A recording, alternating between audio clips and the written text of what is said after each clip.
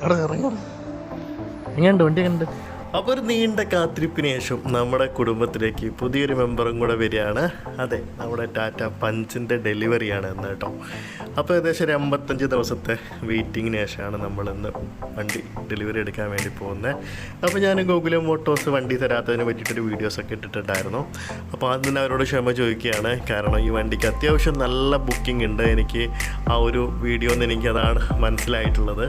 കാരണം 2 മാസം 3 മാസമൊക്കെ ആയിട്ട് വെയിറ്റ് ചെയ്യുന്നവരും ഉണ്ട്. അപ്പം അത്യാവശ്യം നല്ല ഡിമാൻഡുള്ളൊരു വെഹിക്കിൾ ആയതുകൊണ്ടാവാം ഇത്ര ബുക്കിംഗ് എന്നാണ്.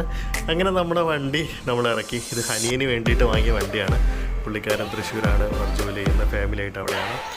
അപ്പം അത്യാവശ്യം നല്ല സേഫ്റ്റിയും നല്ല ഫീച്ചേഴ്സ്, പിന്നെ ഒരു വാല്യൂ ഫോർ മണി, അതായത് 6.48 ലാക്കാണ് ഇതിൻ്റെ ഓൺ റോഡ് പ്രൈസ് വരുന്നത്. അപ്പോൾ നമ്മൾ വണ്ടി ഇറക്കി നല്ലൊരു ഡ്രൈവൊക്കെ പോയി വന്നു. അത്യാവശ്യം നല്ല കംഫർട്ട് ഉണ്ട്.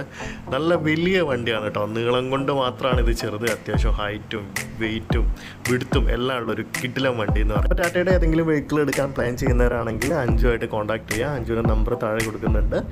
പുതിയൊരു വീഡിയോ ആയിട്ട് വീണ്ടും കാണാം. അതുവരയ്ക്കും ബൈ.